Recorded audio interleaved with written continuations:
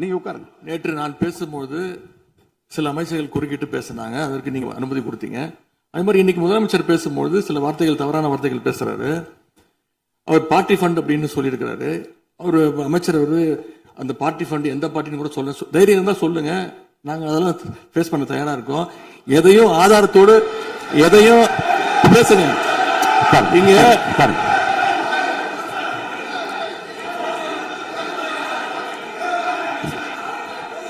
அது மாதிரி பேரவைத் தலைவர் அவர்களே, நேற்று நான் பேசி முடிஞ்சோடனே நீங்க அவை முடிஞ்சிருச்சுன்னு சொல்லிட்டீங்க. நாங்கெல்லாம் வீட்டுக்கு போயிட்டோம். வீட்டுக்கு போய் டிவி போட்டு பார்த்தா அங்க இன்னொரு அமைச்சர் இன்னும் பதில் சொல்லிட்டே இருந்திருக்கிறாரு. அதற்கெல்லாம் நாங்க இப்ப என்ன பதில் இது, என்ன மரபு இது? நீங்க இப்ப பேசிக்கிட்டே இருப்பீங்களா? நாங்க அதை பார்த்துக்கிட்டே இருக்கணுமா?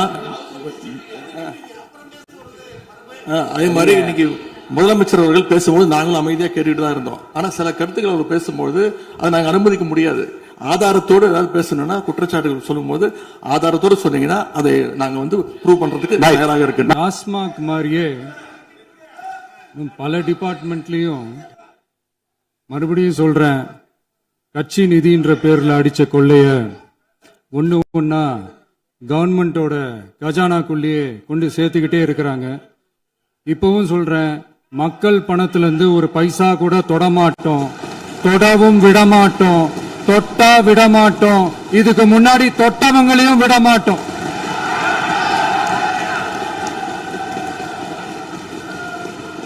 ஒவ்வொரு ஊழலா வெளியில வரும் போலயே, ஒவ்வொரு வேஷமா கலைஞ்சிரும் போலவே இங்க இருக்கிற நிறைய பேரு நடுங்கி போய் இதுல நம்ம மேல அவதூறு வேற. இப்ப புதுசா ஒரு வெப்பன் ஒண்ணு கொண்டு வந்திருக்காங்க. அது என்ன தெரியுமா? அவங்க தயவால தான் நம்ம ஆட்சி நடக்குதான். மக்கள் தயவால இந்த ஆட்சி நடந்துகிட்டு இருக்கு. மனசாட்சி உள்ள சக்திகளோட ஆதரவால இந்த ஆட்சி நடந்துகிட்டு இருக்கு. நாங்க தான் அனுப்பி வச்சோம் அப்படின்றாங்களே. அனுப்பி வச்சவங்களுக்கு மினிஸ்ட்ரியில இடம் கொடுத்தா ஏன் கதறீங்க? ஏன் இவ்வளவு கோவம்? ஏன் இவ்வளவு கதறல்? இதுல இன்னொரு முக்கியமான விஷயம், மார்க்சிஸ்ட் கம்யூனிஸ்ட் கட்சி நமக்கு ஆதரவு கொடுத்தது சுயேட்சையா எடுத்த முடிவுன்னு சொல்றாங்க. அதே மாதிரி இந்திய கம்யூனிஸ்ட் கட்சி நமக்கு ஆதரவு கொடுத்தது சுயேட்சையா எடுத்த முடிவுன்னு சொல்றாங்க. இதுல எங்க இருந்து நாங்க தான் அனுப்பி வச்சோம்னா புரியலையே. மக்களுக்கு நல்லா புரியும், எல்லாத்தையும் தெளிவா பார்த்துக்கிட்டு இருக்கிறாங்க.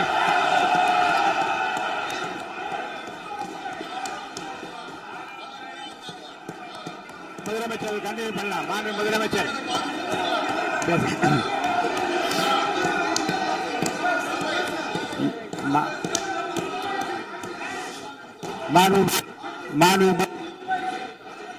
முதலமைச்சர் கண்டினியூ பண்ணலாம்.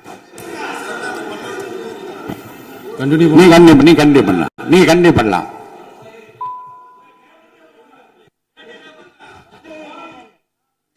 இந்த சமூக நீதி அரசுன்னு சொல்றவங்களை பார்த்து கேட்கிறேன், நம்ம பட்டியலின சகோதரர்களுக்கு எத்தனை அமைச்சர் பதவி கொடுத்தீங்கன்னு கொஞ்சம் சொல்ல முடியுமா? ஆனா நம்மளுடைய அரசுல 8 அமைச்சர் பதவிகள் யாருக்கு? நம்ம பட்டியலின சகோதரர்களுக்கு. எல்லாம் நம்ம அண்ணன், நம்ம தம்பி, நம்ம தங்கச்சிங்க. அண்ணல் அம்பேத்கர் அவர்களுடைய கிட்டத்தட்ட 100 ஆண்டு கால கனவு இப்ப நிறைவேறி இருக்கு. நான் ஏன் கொஞ்சம் சவுண்டா பேசுறேன் அப்படின்னா அவங்களுக்கு கேட்கணுன்றதுக்காக, தப்பா எடுத்துக்காது. அதே மாதிரி பெண்களோட பாதுகாவலர் நாங்க தான் அப்படின்னு சொல்லிக்கிறவங்களை கேட்கிறேன், எத்தனை பெண்களுக்கு அமைச்சர் பதவியில இடம் கொடுத்தீங்க கொஞ்சம் சொல்ல முடியுமா? எங்க அரசுல 4 சகோதரிகளுக்கு அமைச்சர் பதவி கொடுத்திருக்கிறோம்.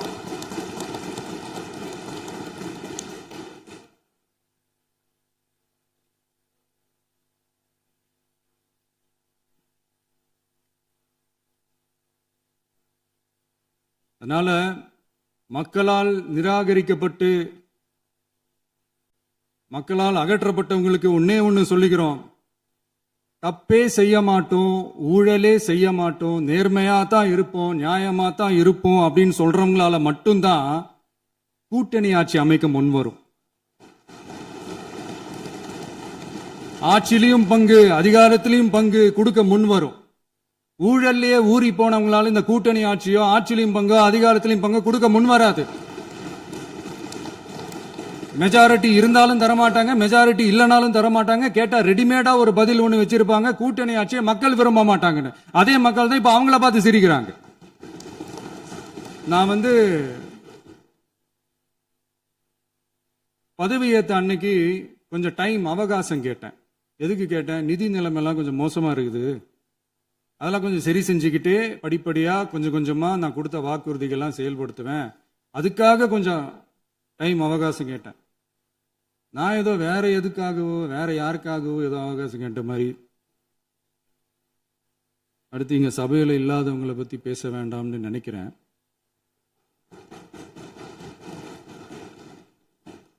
இங்க நம்மளை பத்தி அவதூறு பரப்புறதோட மட்டும் இல்லாம இப்ப நம்ம மக்கள் மேலேயும் அவதூறு பரப்ப ஆரம்பிச்சிட்டாங்க.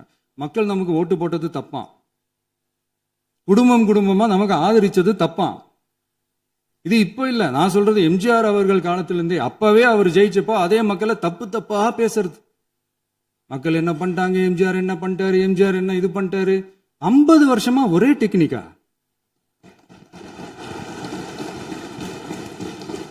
டெக்னாலஜி எல்லாம் மாறி வேற எங்கேயோ போயிட்டு இருக்கு பஸ்.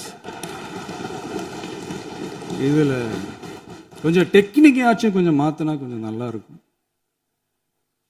அதனால மக்களுக்கு யூஸ்ஃபுல்லா இருக்கிற மாதிரி இந்த ஆக்கப்பூர்வமான கருத்துக்களோ ஆக்கப்பூர்வமான யோசனைகளோ இருந்தா சொல்லுங்க, அதை நாங்க டெஃபரெண்டா எடுத்துக்கிறோம். ஆனா அதை விட்டுட்டு இந்த நக்கல், நையாண்டி, சம்பந்தம் இல்லாத பேச்சு இதெல்லாம் பேசிட்டு அப்புறம் முதல்வர் பதில் சொல்லல, முதல்வருக்கு பதில் சொல்ல தெரியல அப்படின்னா அப்புறம் என்ன சோஃபா மாடல் ஆட்சியா?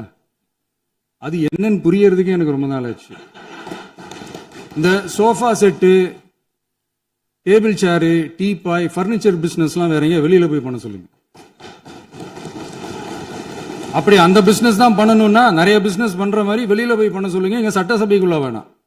அதனால ஆக்கப்பூர்வமான கருத்துக்கள் இருந்தா சொல்லுங்க, டெஃபினட்டா அது சரியா இருந்தா நாங்க ஏத்துக்கிறோம். எனக்கு ஒரு குட்டி கதை ஒண்ணு ஞாபகம் வருது, சொல்லாமா? ஒரு ஊர்ல ஒரு பெரியவர் வெயில் ரொம்ப ஜாஸ்தியா இருக்குன்னு சொல்லிட்டு கண்ணுக்கு மேல கை வச்சுக்கிட்டு இப்படி சுத்தி முத்தி தேடிக்கிட்டு இருந்தாராம். அப்ப கூட இருந்த ஒரு சின்ன பையன் என்ன தேடுறீங்க அப்படின்னு கேட்டானா. அதுக்கு அந்த பெரியவர் சொன்னாரா, அது ஒண்ணு இல்ல தம்பி, உங்க அப்பா இங்கதான் இருப்பாருன்னு சொன்னாங்க, அதான் தேடிக்கிட்டு இருக்கேன். எங்க உங்க அப்பாவையா காணோம்?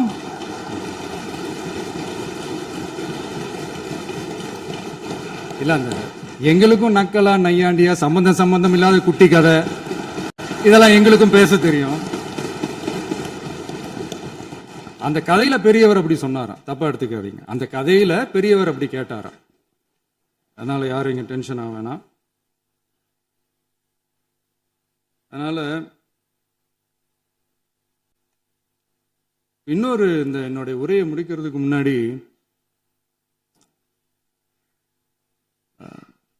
போயிட்டாங்க, பேசலாமா? நிறைய உங்க கருத்துக்களை நீங்க முழுமையாக மன நிறைவோடு பேசலாம். டிவியில் பார்த்தோம். சரி, அதான் 5 நிமிஷம் பேசுனதுக்கே கொளத்தூரி இந்த ஆட்டம் அடிச்சு பேசுனா அப்புறம் என்ன பண்றது? கடைசியா நான் இந்த உரையை முடிக்கிறதுக்கு முன்னாடி ஒரு முக்கியமான ஒரு விஷயம் பத்தி சொல்லணும். ஆளுநர் உரை அன்னைக்கு இந்த தமிழ் தாய் வாழ்த்துக்கு அப்புறம் தேசிய கீதம் பாடினது தப்பு, தேசிய கீதம் 2 முறை பாடினது தப்பு, அப்படி ஒரு நிகழ்வு இதுக்கு முன்னாடி இந்த சட்டசபையில நடந்ததே கிடையாது, அந்த மரபையே மாத்திட்டீங்க, இப்படி ஒரு பெரிய ஒரு போர் மாதிரி எதிர்கட்சியை சார்ந்தவங்க எல்லாம் சொன்னாங்க இல்லையா? அந்த மாநில உரிமை போராளிகளை, அந்த மரபு காக்கிற உரிமை போராளிகளை ஒரே ஒரு கேள்விதான் கேட்கணும். 2021 ஆகஸ்ட் 2 ஞாபகம் இருக்கா?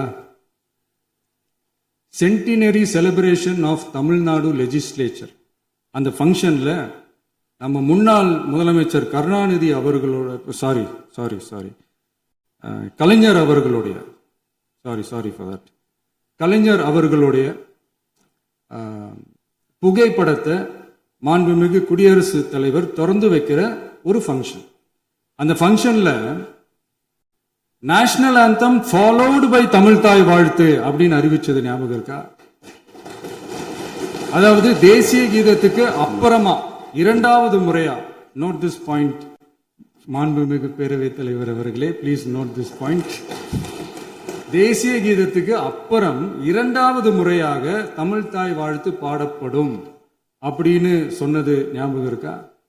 அதுவும் முத்தமிழ் அறிஞர் அப்படின்னு சொல்ற நம்ம கலைஞர் அவர்களுடைய அந்த புகைப்படம் வெளியிட்டு விழாவில் அவர் இருந்த இதே சபையில தமிழ இரண்டாவது இடத்துக்கு தள்ளினது யாருன்னு ஞாபகம் இருக்கா?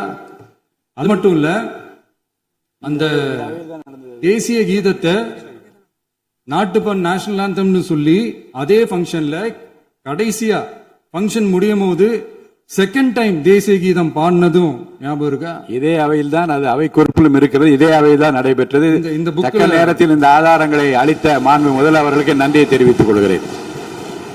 டவுட் இருந்தா இந்த புக்கை பார்த்து தெரிஞ்சுக்கலாம். அதனால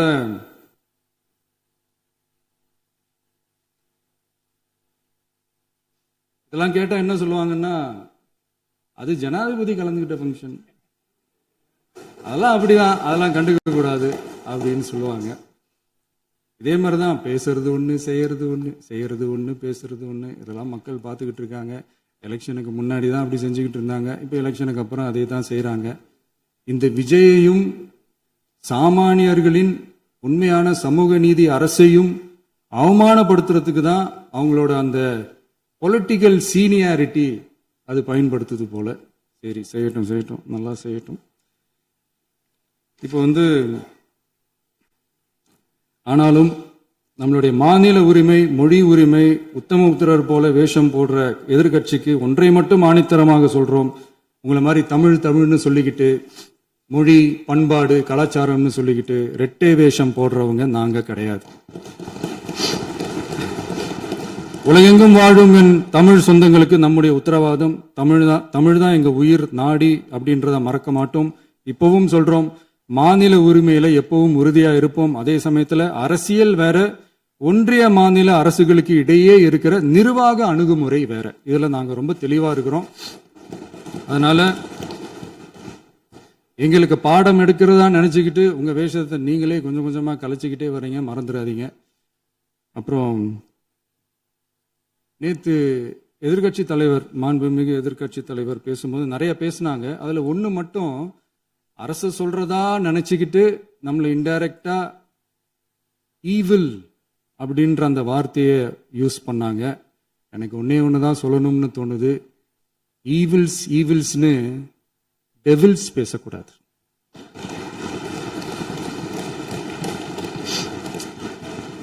அவங்க இருந்திருந்தா ஒரு ஆக்ஷன் பண்ணணும்னு எனக்கு தோணுச்சு. எல்லாரும் போயிட்டாங்க. பர்மிஷன் பண்ணலாமா? இப்பவும் பண்ணலாம், ஒன்றும் தப்பு இல்லை.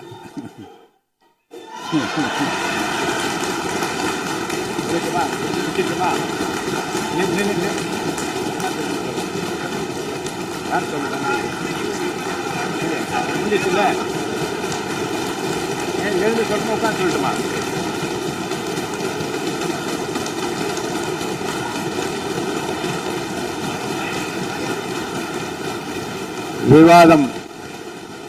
விவாதம் முடிவுற்றது. மாண்புமிகு உறுப்பினர்கள் முன்மொழிந்த திருத்தங்கள் வலியுறுத்தப்படுகின்றனவா என்று அறிய விரும்புகிறேன். மாண்புமிகு உறுப்பினர்கள் முன்மொழிந்த திருத்தங்கள் அனைத்தும் பேரவையின் அனுமதியில் திரும்ப பெறப்படுகின்றன. 2026 ஆண்டு ஜூன் திங்கள் 18ஆம் நாளன்று சட்டமன்ற பேரவைக்கு மாண்புமிகு ஆளுநர் அவர்கள் ஓந்தளித்த பெருரைக்கு தமிழ்நாடு சட்டமன்ற பேரவை உறுப்பினர்கள் பெரிதும் நன்றி உடையவர்களாவர் என்று மாண்புமிகு பேரவை துணைத் தலைவர் திரு மு ரவிசங்கர் அவர்களால் 19/6/2026 நாளன்று முன்மொழியப்பட்ட தீர்மானம் பேரவையின் முடிவுக்கு விடப்படுகிறது. ஏற்போர் ஆம் என்க, மறுப்போர் இல்லை என்க. ஏற்போரே அதிகம் என்று கருதுகிறேன். ஏற்போரே அதிகம். தீர்மானம் நிறைவேறியது. அரசினர் தீர்மானம். பேரவை மீண்டும் கூடும் நாள் குறிப்பிடப்படாமல் ஒத்திவைக்கப்பெறும் தீர்மானம். மாண்புமிகு பேரவை முன்னவர் அவர்கள். மாண்புமிகு பேரவைத் தலைவர் அவர்களே, பேரவை விதி 25(1) கீழ் 1 படி பேரவை மீண்டும் கூடும் நாள் குறிப்பிடாமல் ஒத்திவைப்பு பெறலாம் எனும் தீர்மானத்தை மொழிகிறேன். மாண்புமிகு பேரவை முன்னவர் அவர்களின் தீர்மானம் பேரவையின் முடிவுக்கு விடப்படுகிறது. ஏற்போர் ஆம் என்க, மறுப்போர் இல்லை என்க. மறுப்போரே இல்லை என்று கருதுகிறேன். மறுப்போரே இல்லை. தீர்மானம் ஒருமனதாக நிறைவேறியது. பேரவை மீண்டும் கூடும் நாள் குறிப்பிடப்பெறாமல்